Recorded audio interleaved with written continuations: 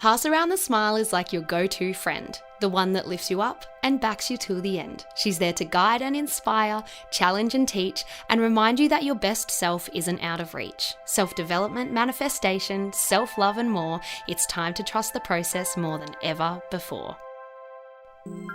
Welcome to Pass Around the Smile, the podcast. I'm your host, Cleo Massey, and I am so glad you're here. Let the magic begin.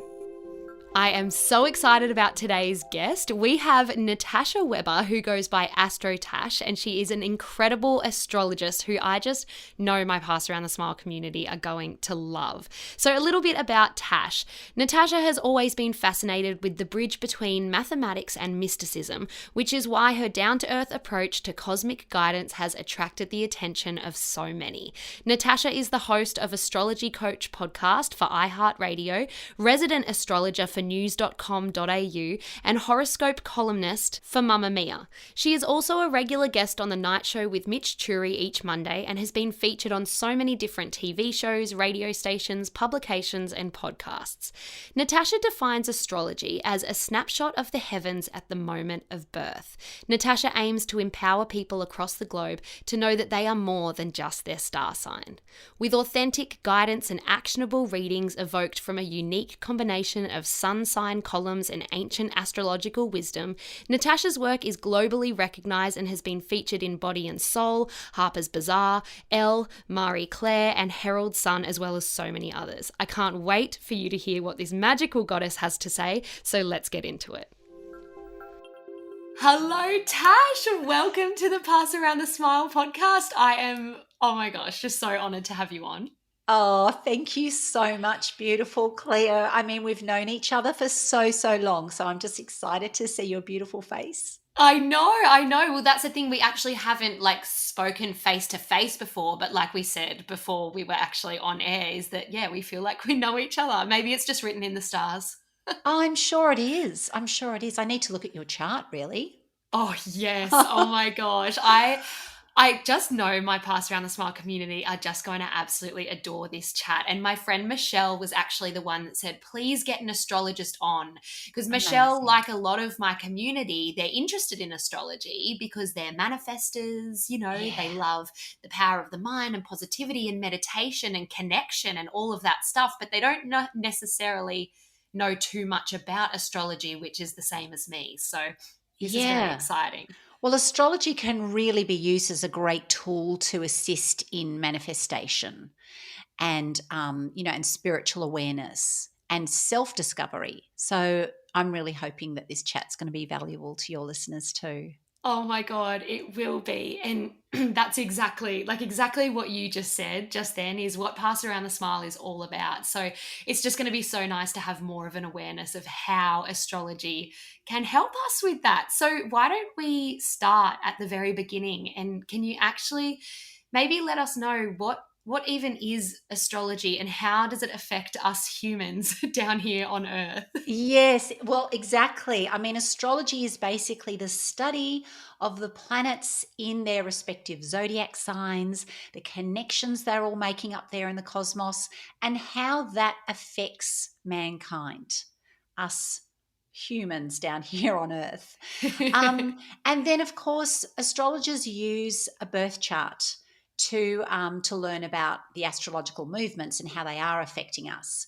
So it really centers around that birth chart. And this is what the greatest minds of our time, like Hippocrates, Socrates, Plato, they all were astrologers, and they studied the stars, obviously with the naked eye. And when the telescope was invented, then we studied more planets because we knew about them, and so created this birth chart, which is basically like a snapshot of the heavens at an exact moment in time and space. So a birth chart is calculated according to a time, a date, a year, obviously, and a city, a location, a latitude and a longitude. So I'm getting really technical right now. No, this is good. This sort of creates this visual snapshot, and it looks like a 360-degree wheel, like a circle, and you can assume that you're in the center of that circle at your exact moment of birth, looking up at the sky, and that's what your birth chart looks like. Why does that make me emotional? Like Oh, that's imagining, beautiful. oh, it's Yeah. so sweet, but it makes sense, doesn't it? Well, and when you think about it, that moment in time and space that you were born, that is so unique to you. That will never happen again. And it's never happened before that moment that you were born. So it's very unique to you. I say it's as unique to you as your fingerprint. Oh, wow. That's so nice. Wow. Yeah. And while we're kind of on the birth chart side of things, then I've heard about the big three. Ah. What is the big three? Is this to do with birth charts? Yes. So within the birth chart, we have all of the planets, obviously, in their zodiac signs at the time of your birth. And then there's a mathematical relationship that everything is making to each other. So there's going to be the sun in a certain zodiac sign, the moon, then Mercury, Venus, Mars, all of the Ah, planets. But the big three, now I don't know who coined that term. I've been trying to find out. And if anyone out there knows, let me let me in on it. But I have a bit of a cosmic beef to pick with it because I think it should actually be the big four. And the oh, what's the reason why, fourth? yeah, the reason why is the big three refers to your apparent most influential planetary placements. Okay. So it refers to the sun and the moon sign and the rising sign. Now, they are all hugely important in your birth chart. There are going to be some planets and points in the chart that are going to hold more weight and more influence. And certainly the sun, moon, and rising sign do that. So that's all great. But I would add in the midheaven. And the reason why I do that is because the midheaven is it's actually a mathematical point, which is the same as the rising sign. That's a mathematical point. Your rising Ah, is the easternmost point on the horizon at your time of birth. And it's, oh, yeah, so that's actually what it is. So it's not a celestial body. Um, it's that mathematical point based on your location and your time. That's why it's so important to have your time of birth when you're calculating your chart. Because if you don't, I mean, you can still do it, you can still see all the planetary placements. But that time of birth is so sensitive and determines your rising sign, which then determines all of the house placements around the chart. And that's important ah. because the house refers to the houses, refer to different areas of life. So that sort of tells you how the planets in their signs are going to play out in your life. But I Oh. digress. That was sorry, midheaven. Forgot you've forgotten again.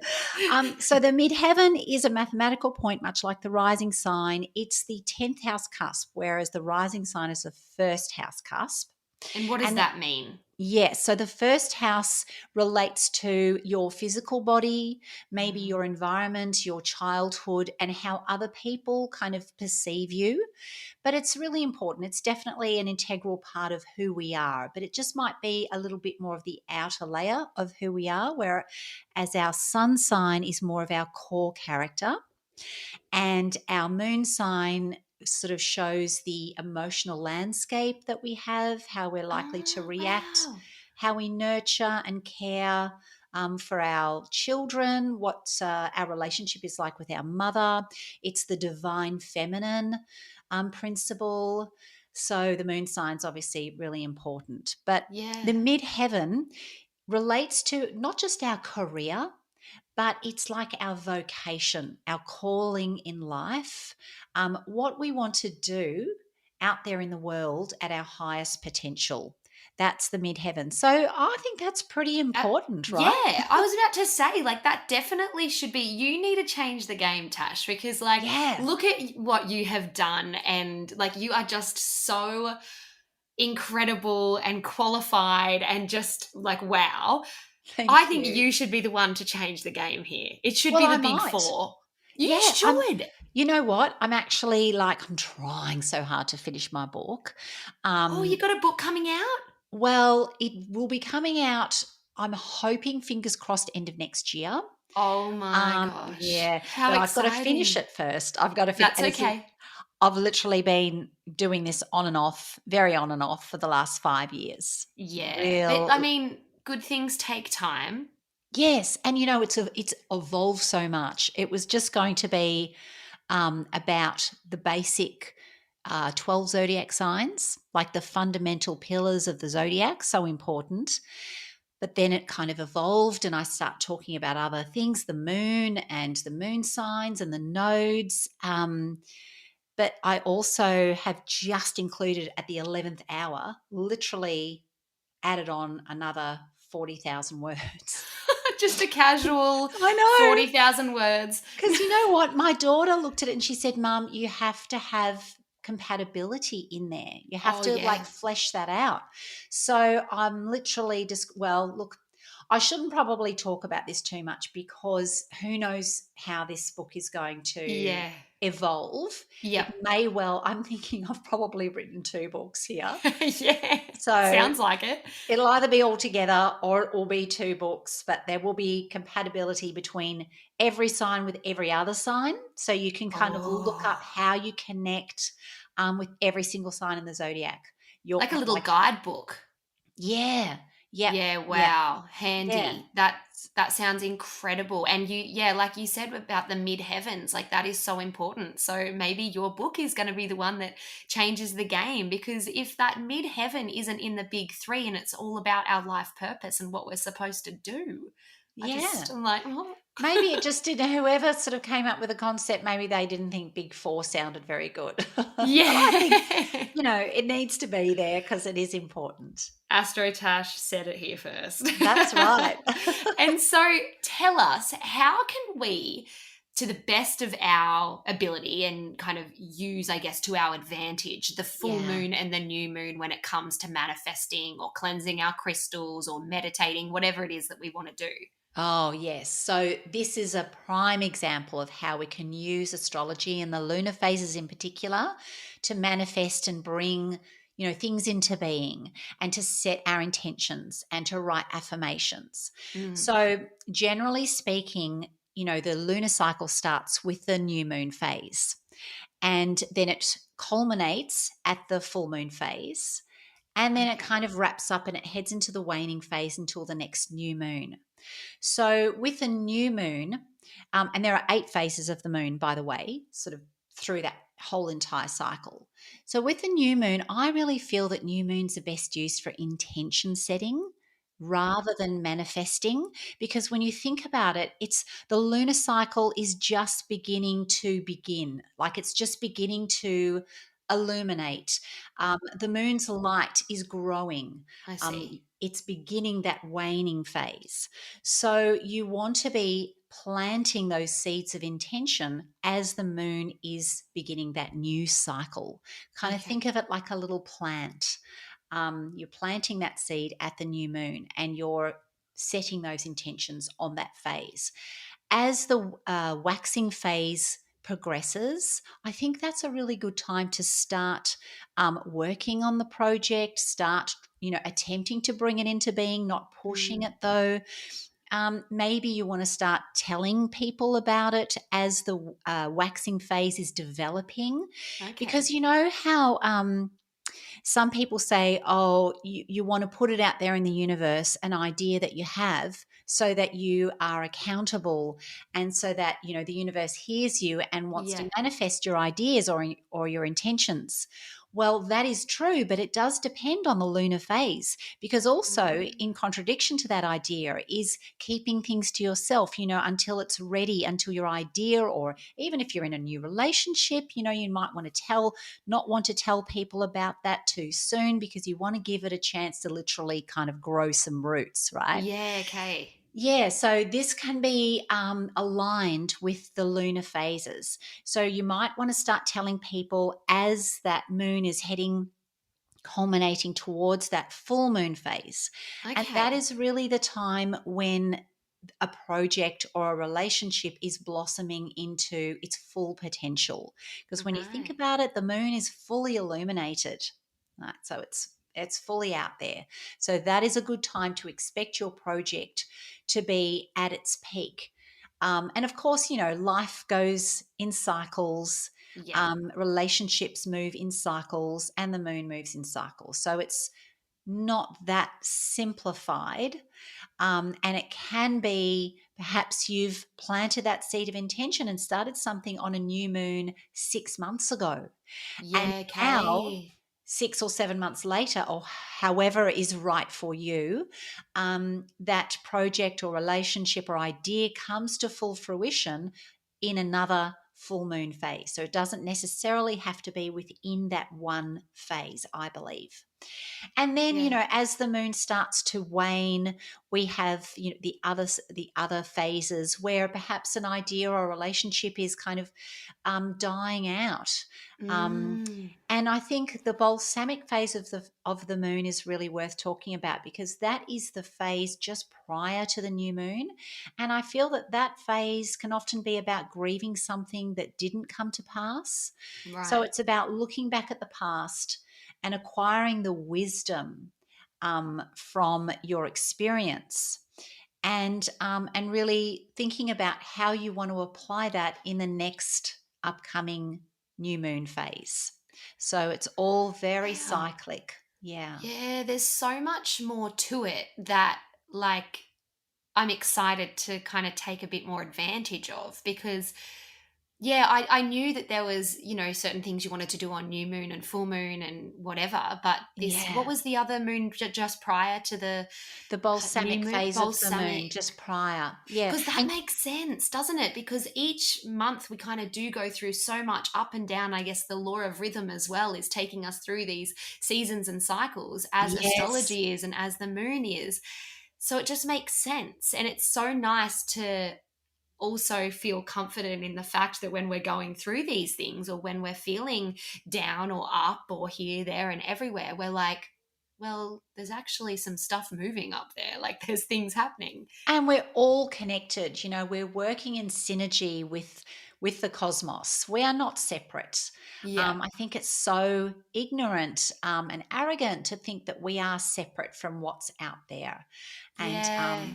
I think the Gen Z and millennials are starting to really awaken to this concept, and Yeah. hopefully humanity is moving in that direction where we're feeling that connection and we're honoring it more so. With regards to manifesting, though, Yeah. that is beautiful to do on the full moon phase. So Okay. if you've Yeah. got any of your favorite manifesting rituals, practice that on the full moon. But here's a little disclaimer: don't do it on an eclipse. Oh, okay. Yes. So when do eclipses happen? Yeah. So, well, they happen when, like, the sun and the moon are eclipsing each other, depending on whether it's a solar eclipse or a lunar eclipse. Okay. And because some of the light of the sun or the moon is, partially or totally obscured, then this is when information can be kind of lost in translation. And it's Oh. just it's just historically a time, it's discombobulating, it's a time that feels erratic, the energy is really unpredictable and Mm. unstable. So you don't want to be like, when you're manifesting, you're basically communing with the universe, saying, hey, here's what I'd like to bring into being. So Yeah. you definitely want that message to be coming across loud and clear without any misinterpretation. And Yeah. when there's an eclipse, anything could happen. So you just kind of don't go there. And the same goes for crystal cleansing and charging. I was going to ask Um, this. Okay. Tell us. yeah, yes, never on an eclipse. And Okay. sometimes, it also depends. Like, I'm talking very generally here, but it depends on the sign of the full moon or new moon, and what else is going on in the cosmos at that Mm. moment. So you can draw up a chart of the actual full moon peak, and the Okay. same with the new moon, because a chart is any moment in time and space. So if I look at a chart and I see, like, I might see a Pisces full moon that's an eclipse, with Mercury in retrograde at the same time, I'm not going to be wanting to send messages out, because Mercury rules communication and information. So that's going to Right. double up the mishaps and the misunderstandings. So Okay. it does, you can kind of unravel the astrology, if you know your astrology, to really pick the best full moons, the best new moons to Yeah. manifest and set your intentions on. Okay, and I should say, I know I'll say this at the end anyway, but my community, you guys should follow AstroTash on Instagram because you're constantly kind of giving this information out when Yeah. it's kind of happening, aren't you? So that's like a Yeah. good reminder that those of us who aren't really aware of when this is all happening, follow Tash on Instagram because I'm forever waiting for your stories. Like, tell me Thank now, you. what now? And Thank you. what is like, okay, let's say the full moon has come around. Mhm. What do you do to manifest? I'd love to hear your little routine. I love a vision board because I'm Ah, really yeah. visual. Yeah. So I do love a vision board. I mean, my daughter, she tried to teach me how to do it like one digitally. And I know Oh, that's the yes. the mood board sort of thing, like, but I do like things that I've got Mercury in Taurus, conjunct Saturn in Taurus. So I'm really, yeah, I like tangible stuff. I like to be Yeah, able to see and okay. feel it. And I like that process of, maybe cutting things out and popping Yes. them on the board and the actual physical process of that. Yeah. So, yeah, I do love vision boarding. I mean, that can sort of cross over into intention setting as well. Some Yeah, things, I that's think some true. Yeah. some rituals can do that. And I love to get my crystals out on the right type of full moon because I have Okay. so many beautiful crystals. They're my babies. Yes. And can I say, when Venus is when she's really strong during a full moon, that's a beautiful time to cleanse your rose quartz, for example, Oh, because the themes of okay. Venus and the rose quartz align because Venus is the love planet, amongst other things. And rose quartz can be about, well, I think it's primarily about self love, but it's about Yeah. love in general.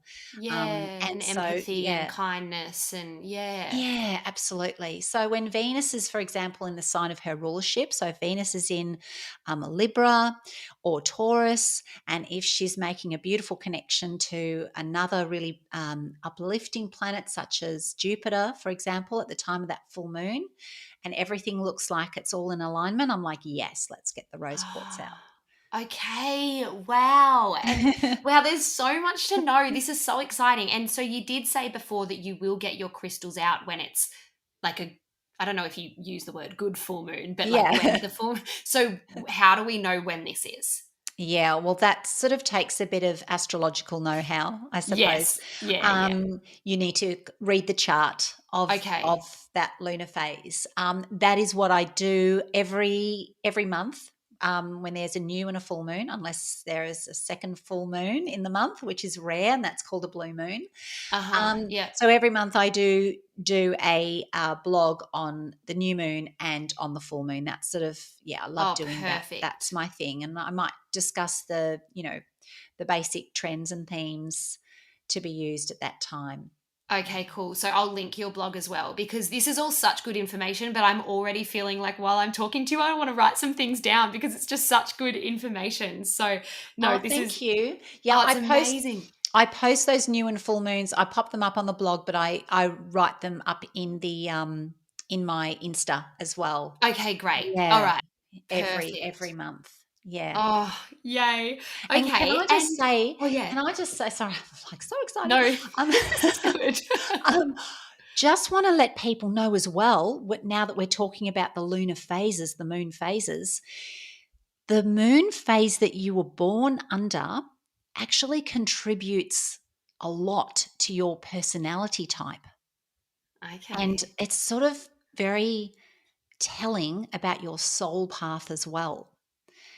Yeah. So if And you were born during a new moon, for example, yeah. the new moon people tend to be quite wide eyed, enthusiastic, believing that anything is possible.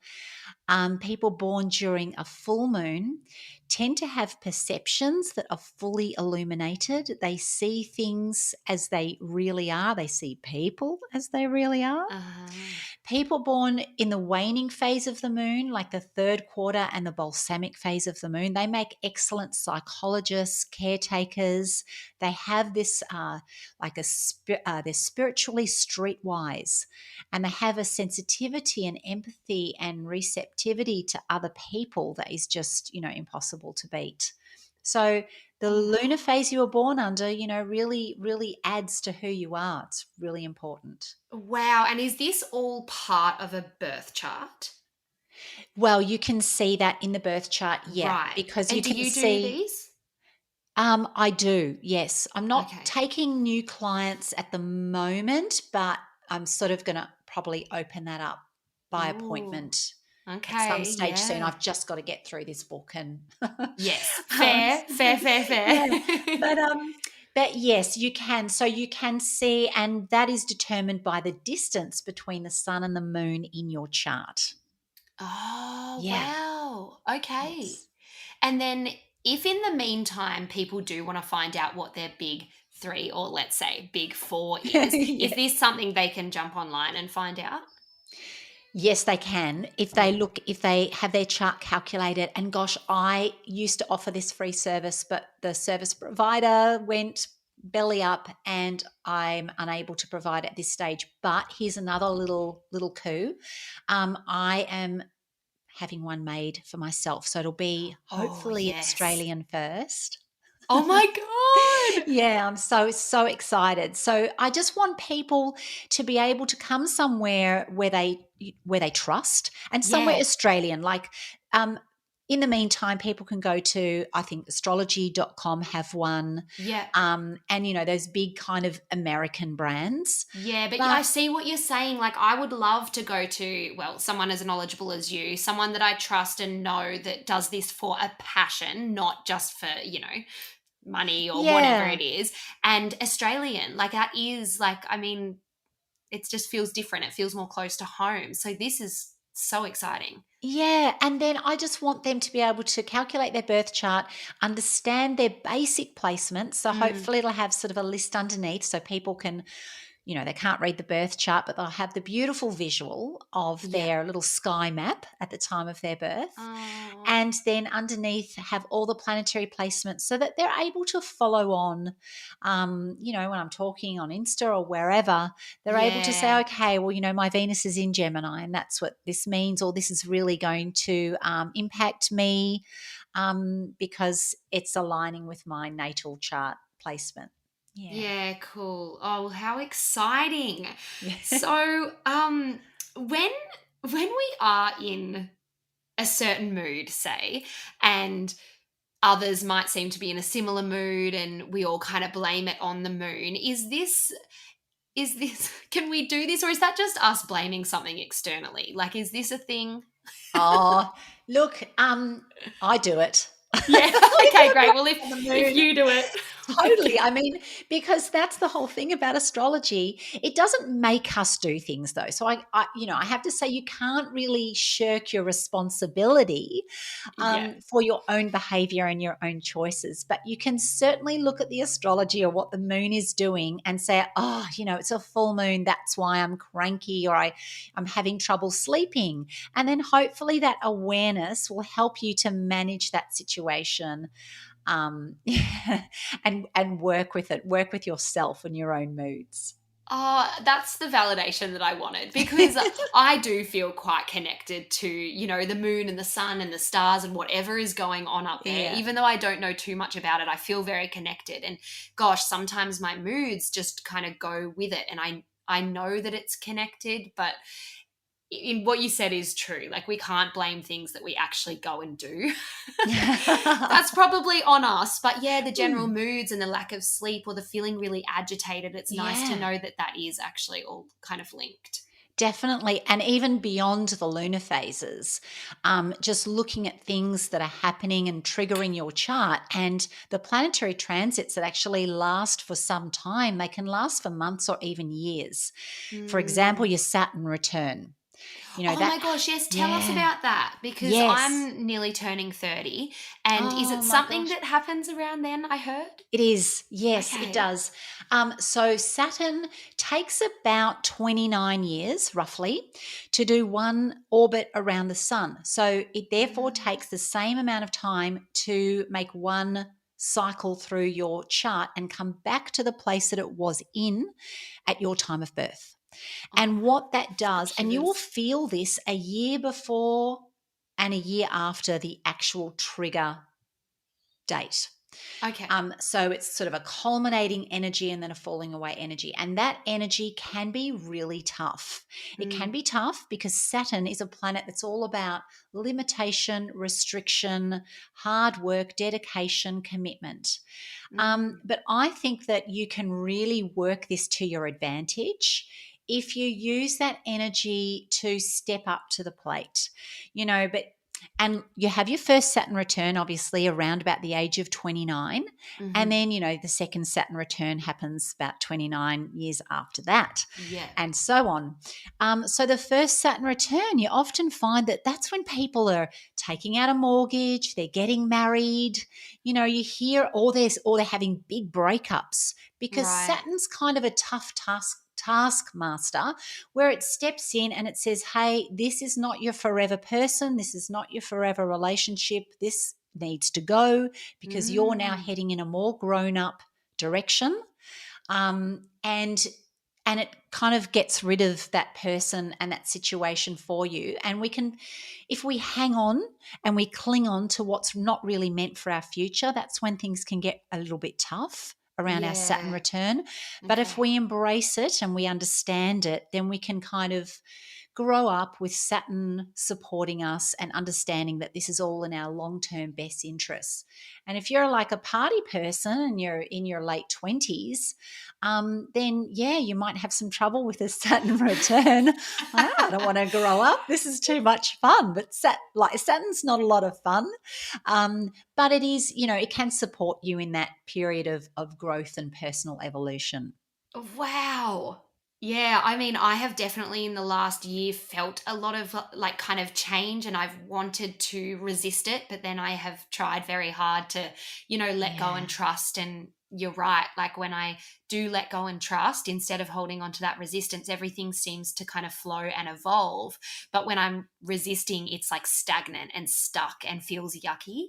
Yes, well, you're very aware too. So it's going to be easier for someone who's self aware and perhaps has some knowledge about using spiritual tools or astrology. Mm. It's going to be easier. So I think that's, Yeah. it's great that a lot of millennials and young people are, learning more about astrology because it can really help in that process. Yeah, Yeah. yeah. And But it then what about, oh, sorry, you go. I was just going to say, like, it doesn't always have to be difficult with Saturn. It depends on the person's individual chart, but it could Yeah. look something like, it could be a breakup, which that would be awful sometimes, sometimes not. Yeah. But it could also be about getting a promotion, and stepping Mm. up to a new job that affords you more responsibility. Yeah, Yeah. cool. And then so we've talked about Saturn return. What about Mercury retrograde? Like I feel like so many people talk about it, but they don't actually know what it is or how it's Yeah. affecting them or when it happens. So tell us. And should we be afraid? Be afraid, be very afraid. No, no, no. It's definitely not as dire as everyone makes out. Poor old Mercury retrograde has really gotten a bad rap. That said, it can be damn frustrating. It can Uh, be super frustrating because Mercury rules communication, information, technology, movement, so travel as well. And when the planet is moving backwards, and by the way, it doesn't actually move backwards, that is as viewed from our vantage point here on Earth. So it's kind of an optical illusion, but still, the energetic effect is the same because it's affecting us here on Earth and we are perceiving that planet as moving backwards. Um, okay. so when that happens, communication and all of those things that Mercury represents in astrology is not flowing forward freely. Mm, It's going backwards. So if we try to push forward with our intention in those areas, we're going to come up against some obstacles, some frustrations, because we're going against the cosmic grain. okay. But you can actually use it to your advantage because really all it is the energy is going inward. So if you stop trying to push forward during that retrograde period and you Yeah. go inward, it can be fantastically supportive for those types of things. Like we've got a Mercury retrograde coming up in Virgo, I think oh, don't quote me on the date. I think it's August 24 until Okay. September 16, Yeah. off the top of my head. And we'll be in Virgo. Now, I'm looking forward to this because, and I did this the last Mercury retrograde, I went underground. I became a little hermit and I just wrote my book. So, Mm. that is directing that energy inward. If you've got cupboards you need to declutter, you Yeah. want to just stay home and clean out your wardrobe, do it on a Mercury retrograde. That's fantastic. Yeah. So you Wow. can, yeah, and Okay.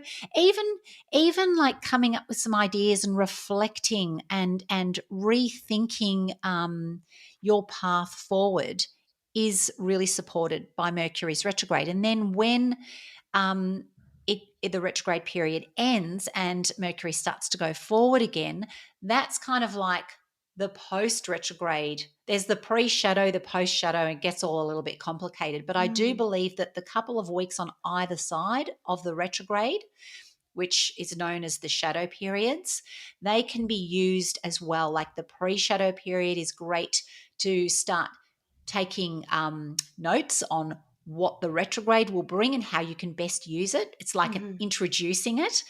And then the Okay. post retrograde is sort of saying, okay, here's how you can implement everything that you learnt during that period, Oh my if that makes gosh, you are sense. just full of so much magical knowledge. I'm like so inspired to take more advantage of this now Yes. because Yeah. I never have. And I'm excited. And I'm also excited to have a refreshing outlook on Mercury retrograde from you because I guess I did resist it and I blamed it for a lot of stuff as well. Yeah. But I am always a person who is trying to push forward and be Mm, productive. So it's a really nice reminder to just come back to yourself. And would you say yes. that during that time, of coming inward as well, that like meditation and journaling would be quite powerful? Absolutely beautiful. Perfect to do when Mercury's in retrograde. Yes. Okay.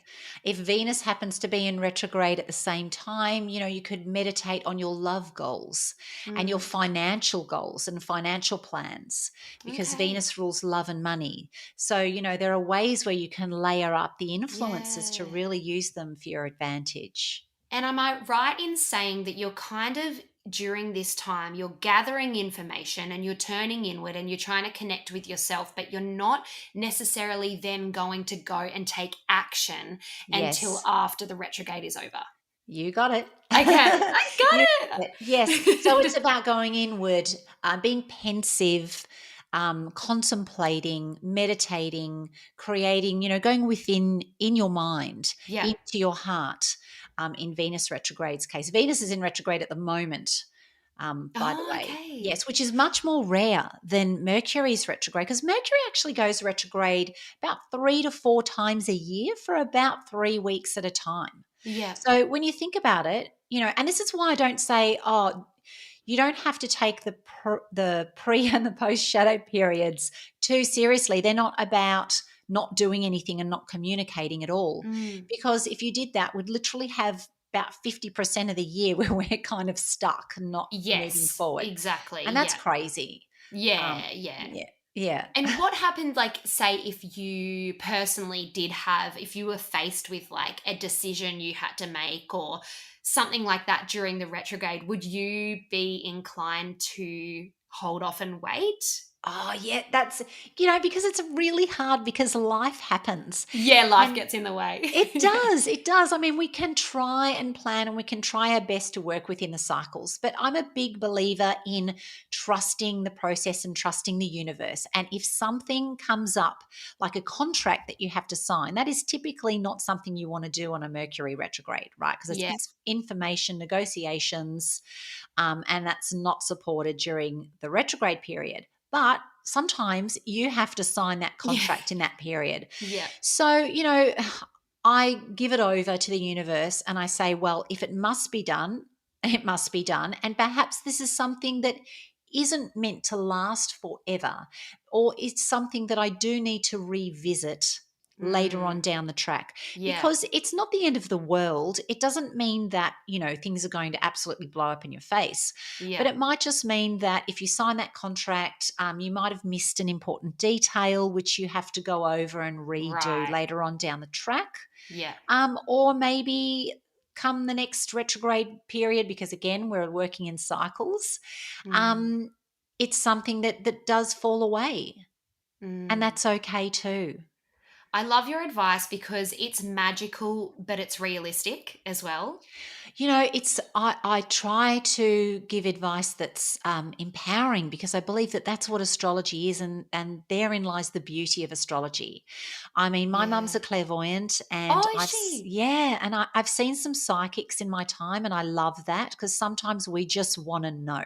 Yes. Yep. um, but other times it's good to not know. It's good to understand the cosmic weather, so we can then make our own choices and direct our own lives. And that is empowering. Yeah. No, I agree with that. Yeah. And what about right now? Is there any major planetary activity kind of happening that we should be aware about? Yes, I'd probably say Venus retrograde would be something to be aware Uh-huh. of. Okay. That's a pretty big deal, because Venus only goes retrograde once every 18 months, Mm. but she only retrogrades through the same zodiac sign once every 8 years. Oh, wow. So this time she's retrograding through Leo. Mhm. And the last time she did that was back in 2015. Oh, okay. So it's if you look back at that time in your life, 2015, what was happening around then, because those themes could be resurfacing this time around. And, you might be able to have a little do over, or bring some wisdom in from that time to apply to this time.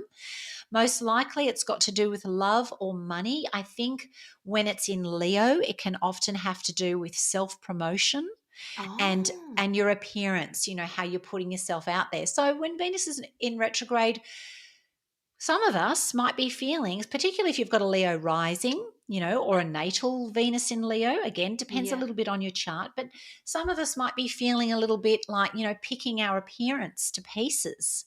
And then if you know that Mm. Venus is in retrograde in Leo, and that could be a possibility, this is where you can say, okay, I'm going to be a little bit kinder to myself here. Yeah, I Yeah. love that. Yeah. Just that Yeah. reassurance that it's okay. There's a reason you're feeling this way. Yeah. Yes, and it helps to know the end date as well. Yeah.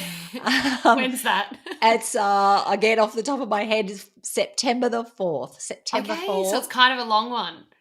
It's a long one, yes, it is. It is, because she's a little bit more rare, so she's going to stick around for Okay. a bit longer to make her presence felt.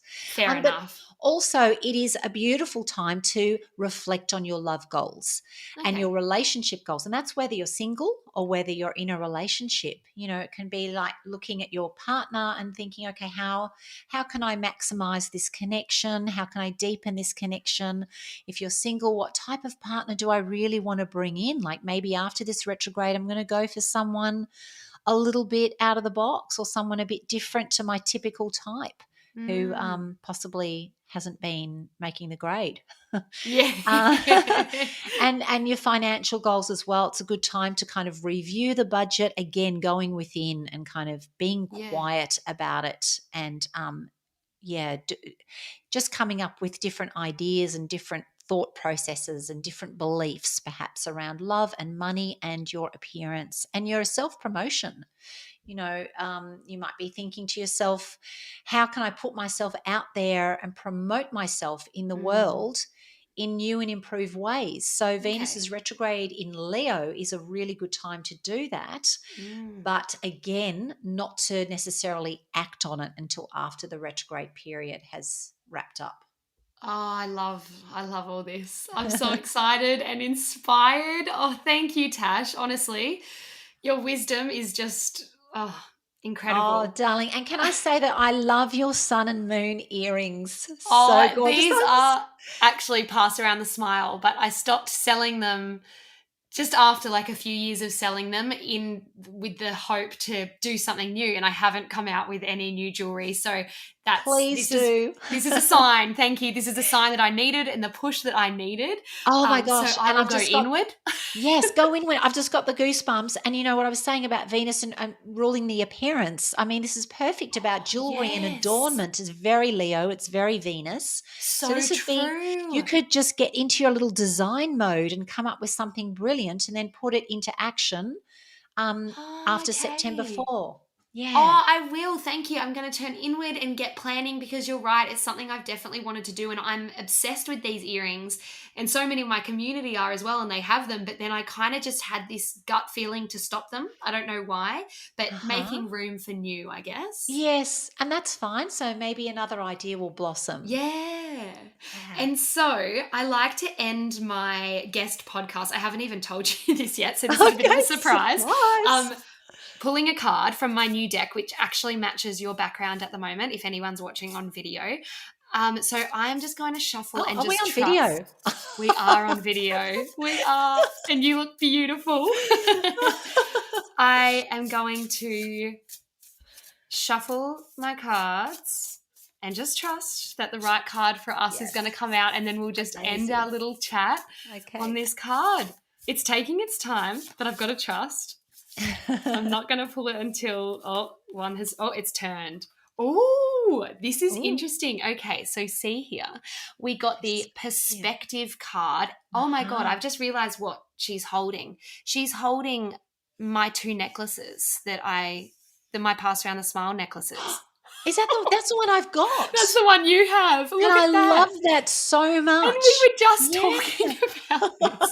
Oh And my that's God. that is a confirmation for you and your jewelry. It is. Yes. That is such a sign. Yes.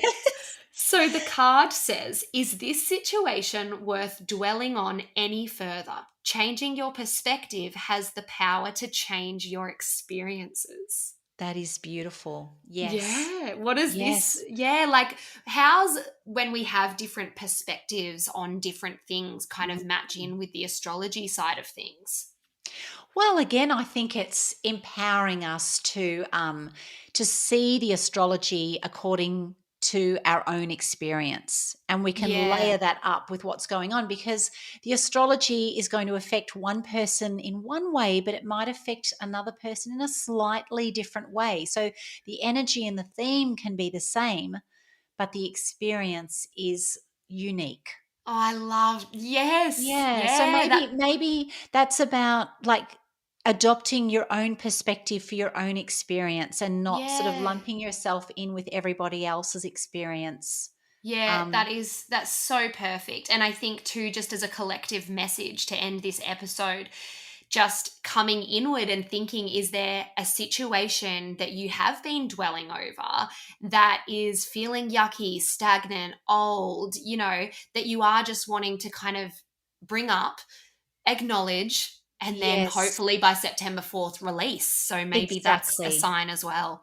Yes, yes, the retrograde is supporting the inward journey and then emerging with a fresh new perspective. Oh, I I love love it. I that. knew it was going to match in perfectly. I love it. I love it, like, the actual necklaces there. I It's a can't, beautiful card. I cannot believe that that's crazy. Oh gosh. Well, Tash, please tell my community where they can find you and your incredible podcast, the Astrology Coach podcast as well. I'll link it all, but tell us now where to best find you. Yes, amazing.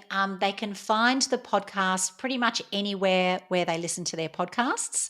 And it's really about a relatable weekly and weekend forecast for people to follow on. It's a few minutes long, so you can do it while you're driving in your car on the way to work or whatever.